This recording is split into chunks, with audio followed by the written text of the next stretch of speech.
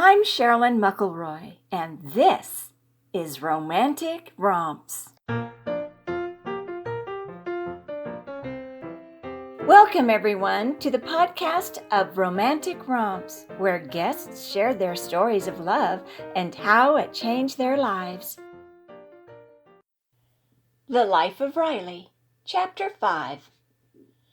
Excluding the disturbing phone conversation, it took a mere 2 months, 16 days, 3 hours, 57 minutes, and 35 seconds for my career bliss to end. Enter Beauregard Fitzgerald Kingston, Jr., Beau's father and Coral's husband. The hours before my first encounter with Mr. Kingston and what happened after were still fresh in my mind. Coral's day had been manic with meetings and work-related fires only she could extinguish. She only took one break, and that was to ask me to cancel the lunch date with her husband when he arrived. The request didn't seem out of the ordinary, so with an air of sympathy, I told her I'd pass along her apologies. I hated my assigned task at the time, sticking a company flyer in each of a zillion envelopes and licking them closed.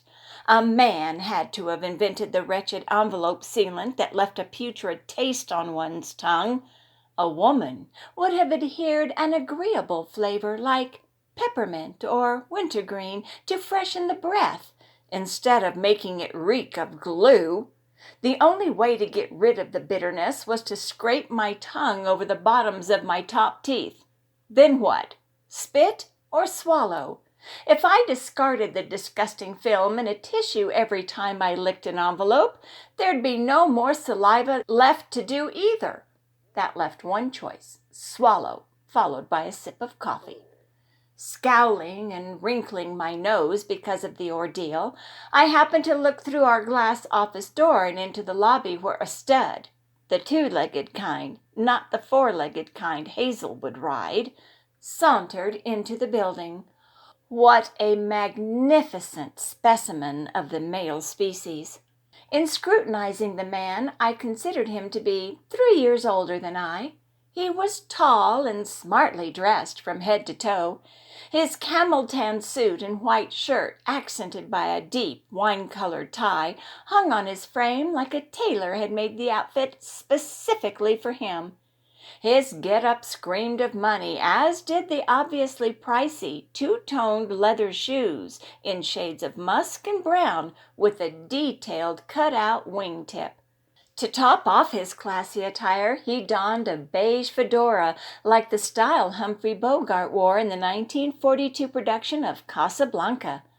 Secretly in love with Bogart and his ability to almost make me faint dead away when seeing him in any role on the big screen, the same appetite overwhelmed me with this newcomer. It's okay to swoon. I'm not dead yet. The way he carried himself oozed of intrigue and mystique, like my self-proclaimed Hollywood paramour. My first thought, as I watched this picture of perfection stroll across the floor, was how drop-dead gorgeous he was. Nothing wrong with ogling either. My second, third, and fourth thoughts were, who was this flutterbum with a sculpted jaw and a hint of dark hair peeking out the side of his hat? Which office did he work in, and why didn't I work there too? With a glance at his wristwatch, the man came to a complete stop midway across the lobby. Without a care in the world and paying no mind to those around him, he reached inside his suit jacket and withdrew a pack of cigarettes. 2 knocks against the side of his hand, and the head of a single cylinder popped out. He withdrew it the rest of the way with his lips, then replaced the pack to the coat's inner pocket. Bewitched by this stranger, I forgot all about my tedious task and leaned over the multiple envelopes on my desk to get a better look at him, as if 4 inches made a difference. Fixated, I saw him feel around in his pants pocket until pulling out a small silver lighter. With the flick of his thumb, he flipped open the hinged lid and twirled the wheel that ignited a spark. Cupping his other hand around the flame, he lit the end of the cigarette. With his fluid movement, my lungs absorbed every bit of oxygen available around me when imagining myself as that roll of thin paper filled with tobacco pressed between his lips. When he blew out the leftover smoke, my face softened, and I exhaled as he lowered his head to eye level. That's when he saw me gawking at him through the wall of clear glass. His mouth curved into a brilliant smile. When he waved at me, I realized my mouth was wide open.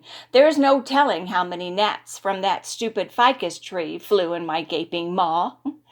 Without warning, this mesmerizing magician doused his 3/4 full cigarette in the sand-filled smoking urn and walked, oh my God, my way. In a panic, I gasped air in my lungs.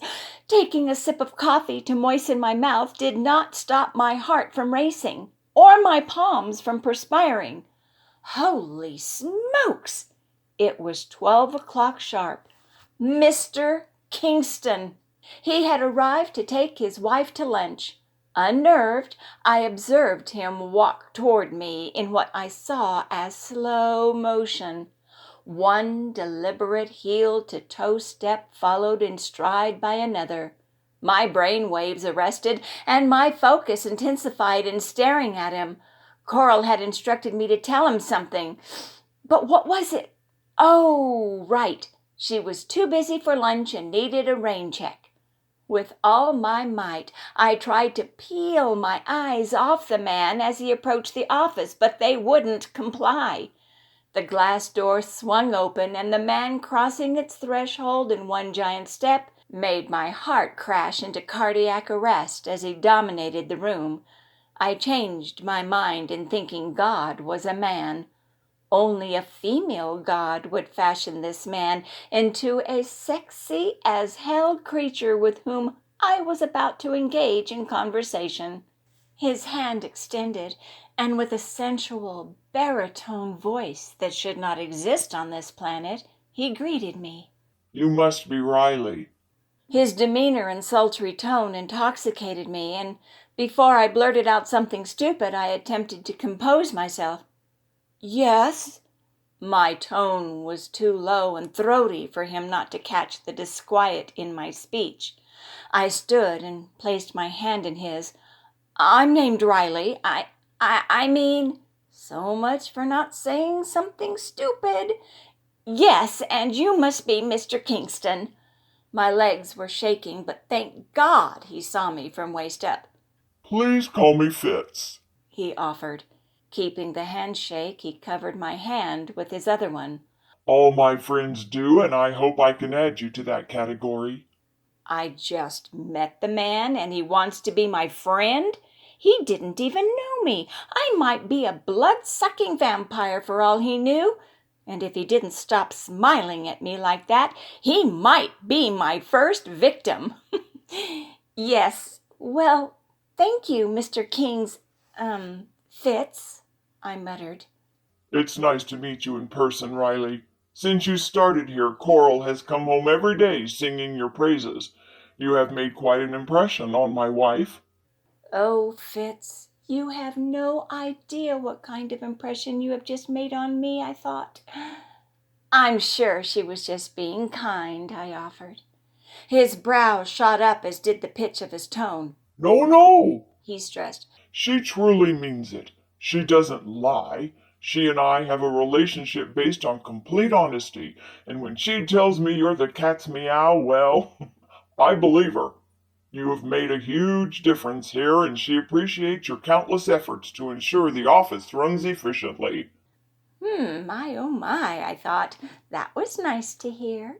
Speaking of Coral, he looked at the closed door as if expecting her to walk through at any moment. Is she ready to go? Actually, Fitz, she's been cooped up in her office interviewing clients today and has another coming in later that she needs to prep for. She asked me to tell you she won't be able to do lunch. Perhaps another time? I asked instead of stated. His joy vacated his face. That's too bad, he replied with what I considered sincerity. To my surprise, I caught a twinkle in one of his eyes as an idea seemed to strike him. "Have you eaten yet?" he asked. "If not, would you be my lunch date?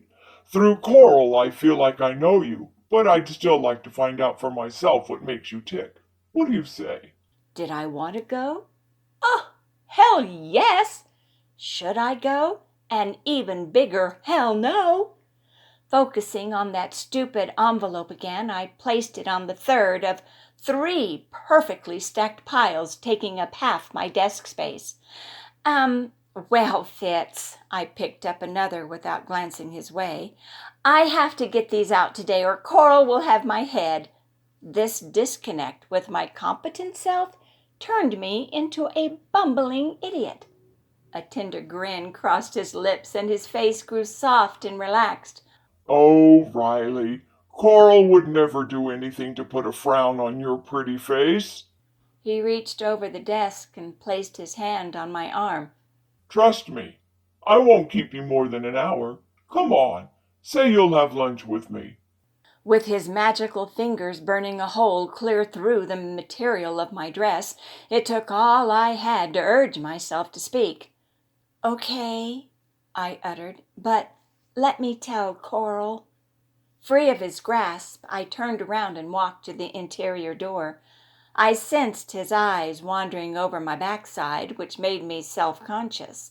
Once through the door, I leaned against the wall and recaptured the breath I lost minutes ago. Since Coral was behind closed doors, I would not interrupt.